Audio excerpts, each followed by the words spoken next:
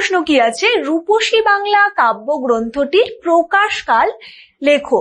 রূপসী বাংলা কাব্যগ্রন্থটি প্রকাশিত হচ্ছে জীবনানন্দ দাশের মৃত্যু 3 বছর পরে। জীবনানন্দ দাশের মৃত্যু হচ্ছে 1954 খ্রিস্টাব্দে।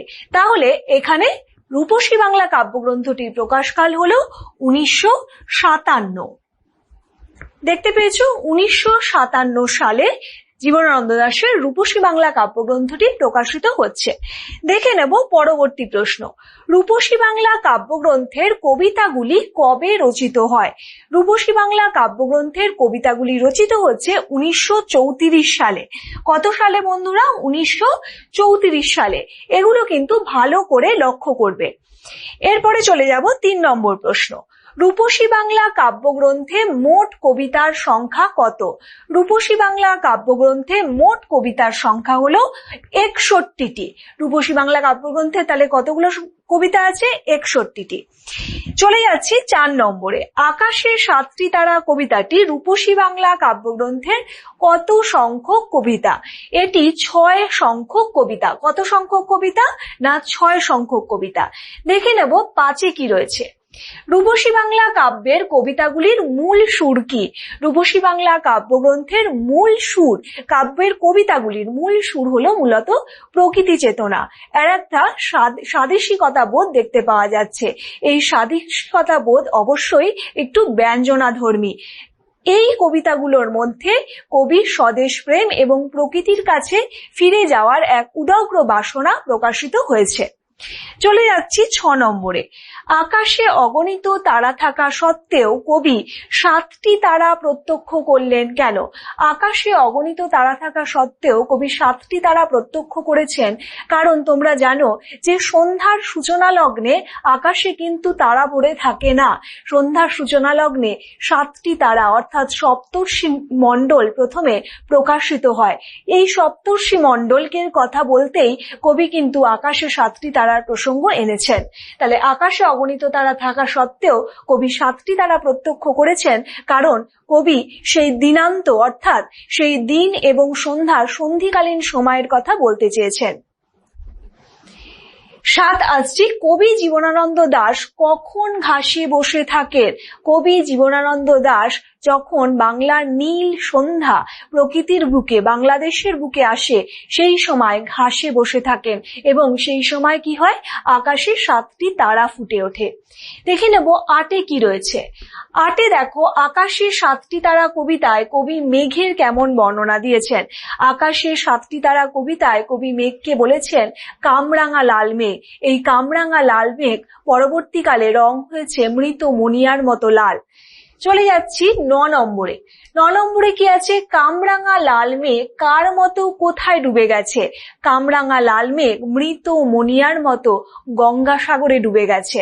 এতটুকু লিখলেই কিন্তু হবে কারণ এগুলো একের প্রশ্ন। 10-এ কি আছে দেখে নি, গঙ্গাসাগরের ঢেউয়ে ডুবে গেছে। কে ডুবে গেছে? গঙ্গাসাগরের বুকে ডুবে গেছে, ঢেউয়ে ডুবে গেছে মৃত মনিয়ার মতো মেঘ। যেটা মেঘকে বলা হচ্ছে প্রথমে কামরাঙা লাল মেঘ। এই কামরাঙা লাল মেঘ যখন গঙ্গাসাগরের বুকে ডুবে যাচ্ছে তখন তার রং হয়ে যাচ্ছে মৃত মনিয়ার মতন লাল। এরপরে যাচ্ছি 11 নম্বর, আসিয়াছে শান্ত অনুগত কার কাছে? কে শান্ত অনুগত ভাবে এসেছে? অবশ্যই কবি জীবনানন্দ দাশের কাছে বাংলার এই নীল সন্ধ্যা এসেছে এবং বলেছে যে কেন শান্ত অনুগত ভাবে এসেছে। কারণ কবি বলছেন এই সন্ধ্যাকালীন সময়কে শান্ত বলছেন কারণ এই বাংলাদেশের গ্রামীণ সন্ধ্যা কোনো কোলাহল নিয়ে আমাদের কাছে হাজির হয় না, বরং এক নীরবতার ভাষা তৈরি করে। এই নীরবতার ভাষাকে বলতেই কবি শান্ত শব্দটিকে ব্যবহার করেছেন। আর অনুগত শব্দটিকে ব্যবহার করেছেন কি কারণে? অনুগত শব্দটিকে ব্যবহার করেছেন কারণ এর কোনো বিচলন নেই, এর কোনো রকম কোনো বিচলন দেখতে পাওয়া যাচ্ছে না। কারণ এই অনুগতর মধ্যে অর্থাৎ এর কোনো পরিবর্তন নেই, তাই জন্য তিনি অনুগত শব্দটা একই রকম ভাবে একই সৌন্দর্য নিয়ে সে বরাবর হাজির হচ্ছে, এই কারণেই এই কথাটি বলা হয়েছে। দেখে নেব 12 নম্বর প্রশ্ন, বাংলার নীল সন্ধ্যা কেমন ভাবে আসে কবির কাছে? বাংলার নীল সন্ধ্যা শান্ত এবং অনুগত ভাবে আসে কবির কাছে। 13 নম্বরে দেখো, বাংলার সন্ধ্যাকে জীবনানন্দ দাশ নীল বলেছেন কেন? বাংলার সন্ধ্যাকে জীবনানন্দ দাশ নীল বলেছেন কারণ এই নীল হলো রোম্যান্টিকতার প্রতীক, এক ধরনের মোহ মায়ার প্রতীক, এক ধরনের মায়াবী আবেদন সৃষ্টি করে এই নীল। আর তোমরা যদি দেখো তাহলে একটা জিনিস দেখতে পাবে, সন্ধ্যা যখন আসে পৃথিবীর বুকে সেই সময় গাছগাছালির সবুজ এবং দিনান্তের আলো নিভে যাওয়ার সেই আলোটা এবং তার সঙ্গে যে প্রকৃতির ছায়া এবং সূর্যাস্তের সময় এটা মিলেমিশে একটা যে রং হয় সেটা হলো গিয়ে নীল। এই নীল হলো আসলে রোম্যান্টিকতা বা সেই মোহময়ী আবেদন নিয়ে আসছে। চলে যাচ্ছি 14তে, কেশবতী কন্যা যেন এসেছে আকাশে। কেশবতী কন্যাকে, এই কেশবতী কন্যা হলো সেই সন্ধ্যাকালীন সময়, তাকেই বলেছেন কেশবতী কন্যা, অর্থাৎ সেই নীল সন্ধ্যার শান্ত অনুগত রূপী হলো বাংলার যে সন্ধ্যা, সেই হলো গিয়ে কেশবতী কন্যা। 15তে কি আছে দেখো, আকাশে 7টি তারা কবিতায় কবি বাংলার সন্ধ্যা সম্পর্কে কি কি বিশেষণ ব্যবহার করেছেন? আকাশে 7টি তারা কবিতায় কবি বাংলার সন্ধ্যা সম্পর্কে 3টি বিশেষণ ব্যবহার করেছেন, সেগুলো কি? নীল, শান্ত এবং অনুগত। 16 নম্বর দেখো, বাংলার সন্ধ্যাকে কবি শান্ত অনুগত বলেছেন কেন? বাংলার সন্ধ্যাকে কবি শান্ত এই কারণেই বলেছেন যে তার যেমন কোনো সে অদ্ভুত রকম নিবিড় শান্তি নিয়ে আমাদের কাছে আসে, তার মধ্যে কোনো কোলাহল, শহুরে কোলাহল দেখতে পাওয়া যায় না, সেই কারণেই সেই সন্ধ্যা শান্ত। আর অনুগত কেন? কারণ সে যেন আমাদের আশ্রয়ী, তার কোনো রকম বিচলন বা পরিবর্তন লক্ষ্য করা যায় না, সেই কারণেই বাংলার সন্ধ্যাকে বলা হয়েছে অনুগত। দেখে নেব 17 নম্বর প্রশ্ন, বাংলার নীল সন্ধ্যাকে কবি কিসের সঙ্গে তুলনা করেছেন? বাংলার নীল সন্ধ্যাকে কবি কেশবতী কন্যার সঙ্গে তুলনা করেছেন। কার সাথে? না, কেশবতী কন্যার সঙ্গে। চলে যাচ্ছি 18তে, আকাশে 7টি তারা কবিতায় সন্ধ্যার আকাশে কে এসেছে বলে কবির মনে হয়েছে? আকাশে 7টি তারা কবিতায় কবির সন্ধ্যার আকাশে এক কেশবতী কন্যার আগমন হয়েছে বলে কবি মনে করেছেন। এই কেশবতী কন্যাকে সেই সন্ধ্যাকালীন এক সময়, এক প্রকৃতি। 19এ কি আছে দেখো, কামরাঙা লাল মেঘের ডুবে যাওয়াকে কবি কিসের সঙ্গে তুলনা করেছেন? কামরাঙা লাল মেঘের ডুবে যাওয়াকে কবি মৃত মনিয়া পাখির সঙ্গে তুলনা করেছেন। এই মৃত মনিয়া পাখি গ্রাম বাংলার এক নিজস্ব সম্পদ। তোমরা নিশ্চয়ই মনিয়া পাখি দেখেছো, ধূসর বর্ণের হয়ে থাকে এবং তার রক্ত নাকি খুব লাল হয়ে থাকে। তাহলে কবি সেই সূর্যাস্তের সময় গঙ্গাসাগরে মেঘের ডুবে যাওয়াকে কার সাথে তুলনা করেছেন? না, মৃত মনিয়ার সঙ্গে। দেখে নিচ্ছি 20 নম্বর প্রশ্ন, কাকে মৃত মনিয়ার মতো মনে হয়েছে? যখন কামরাঙা লাল মেঘ গঙ্গাসাগরে ডুবে যাচ্ছে তখন তাকে দেখে মনে হচ্ছে মৃত মনিয়ার মতো, অর্থাৎ তার রং হয়ে উঠছে লাল, গাঢ় লাল।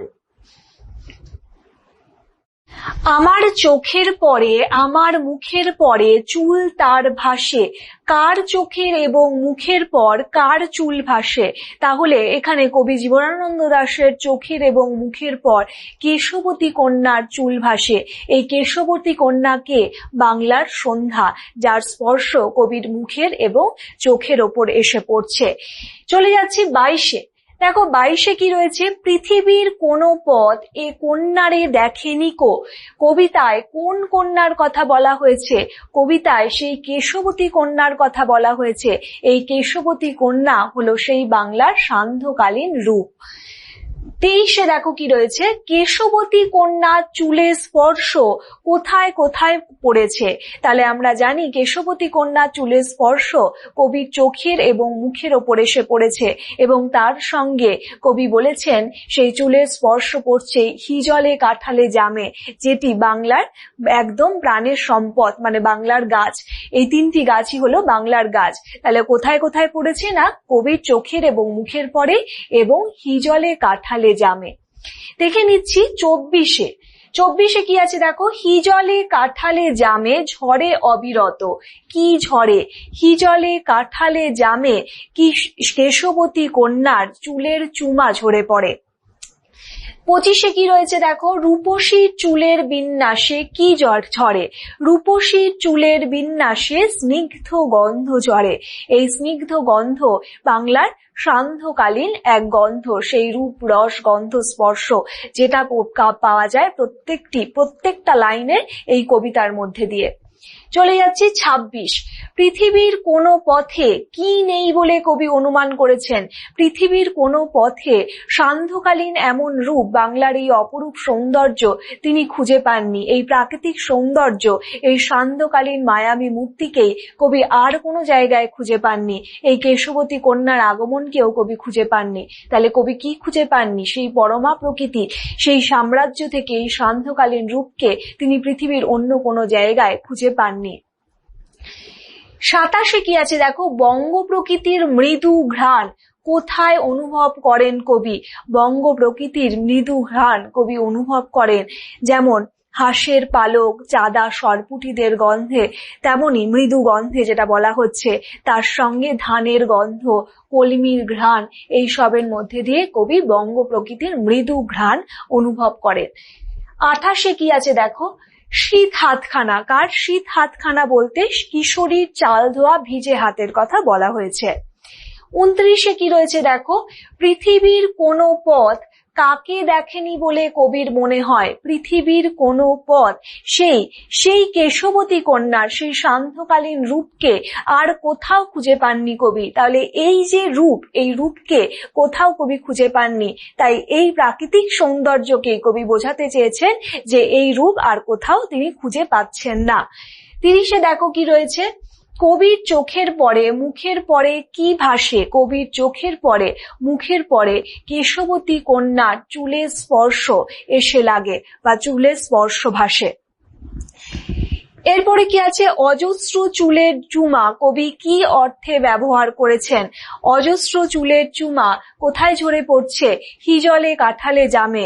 এই অজস্র চুলের চুমা ঝরে পড়া অর্থে যখন সন্ধ্যা বাংলার প্রকৃতির বুকে নেমে আসছে, সেই সন্ধ্যার যে আগমন, সেই নিবিড়তাকে বোঝাতে কিন্তু কবি এই অর্থে অজস্র চুলের চুমা শব্দটিকে ব্যবহার করেছেন, সেই অন্ধকারের নিবিড়তাকে প্রকাশ করতে। চলে যাচ্ছে 32-এ, জানি নাই এত স্নিগ্ধ ঝরে কোথায় এই গন্ধ ঝরে। জানি নাই এত স্নিগ্ধ গন্ধ ঝরে রূপসীর চুলের বিন্যাসে।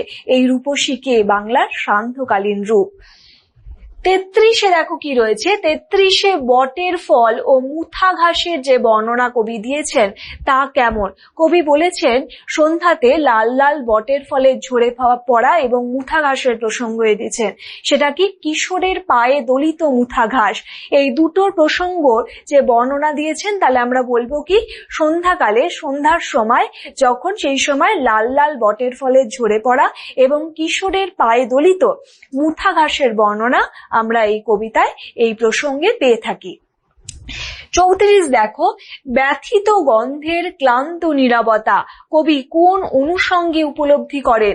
ব্যথিত গন্ধের ক্লান্ত নীরবতা কবি উপলব্ধি করেন লাল লাল বটের ফলে ঝরে পড়া এবং কিশোরের পায়ে দলিত মুথা ঘাসের মধ্য দিয়ে। 35-এ কি আছে দেখো, এরই মাঝে বাংলার প্রাণ। কার মাঝে বাংলার প্রাণের স্পন্দন অনুভব করেন কবি।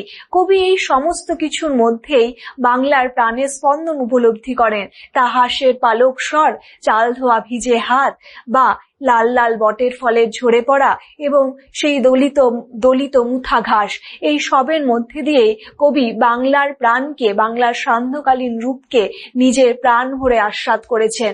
এর মধ্যেই তিনি খুঁজে পেয়েছেন বাংলার প্রাণের স্পন্দন। 36-এ কি আছে দেখো, আকাশে 7টি তারা যখন উঠেছে ফুটে আমি পাই টের। কবি কি টের পান? কবি এটাই টের পান যে আকাশে 7টি তারা যখন ফুটে উঠছে, সেই সময় বাংলার সান্ধ্যকালীন যে পরিবর্তন, তার রূপ রস গন্ধ স্পর্শের যে পরিবর্তন, সেই গন্ধ স্পর্শের পরিবর্তন কবি টের পান সেই ঘাসের ওপর বসে। তাহলে আকাশে 7টি তারা অর্থাৎ সপ্তর্ষি মণ্ডল যখন আবির্ভূত হচ্ছে, তখন প্রাকৃতিক যে গন্ধের পরিবর্তন, যে চিত্রকল্পের পরিবর্তন, তার মধ্যে দিয়ে কবি সেই সন্ধ্যার রূপকে বা সেই আকাশে 7টি তারা ফুটে ওঠার সময়কে কবি টের পান। 37 দেখো, আকাশে 7টি তারা কবিতায় কবি কিসের ঘ্রাণ অনুভব করেন? আকাশে 7টি তারা কবিতায় কবি হাঁসের পালক স্বর, তারপর চাঁদা সরপুটিদের মৃদু ঘ্রাণ এবং তার সঙ্গে কিসের না নরম ধানের গন্ধ এগুলি বা কলিমির ঘ্রাণ এগুলো কবি উপলব্ধি করেন। চলে যাচ্ছি বা অনুভব করেন। চলে যাচ্ছে 38 নম্বর প্রশ্ন, কিশোরীর চাল ধোয়া হাত কেমন ছিল? কিশোরীর চাল ধোয়া হাত ছিল কি শীতল, কারণ সে সেই হাতে চাল ধুয়েছে। 39 দেখো, কি রঙের বট ফলের উল্লেখ রয়েছে কবিতায়? তোমরা জানো বটের ফল কি হয়ে থাকে? লাল। তাহলে লাল রঙের বট ফলের কথা উল্লেখ রয়েছে এই কবিতায়। তাহলে দেখো 40 নম্বর প্রশ্নে কি রয়েছে? লাল বটের ফলে কি মিশে থাকে? লাল বটের ফলে মিশে থাকে ব্যথিত গন্ধের ক্লান্ত নীরবতা।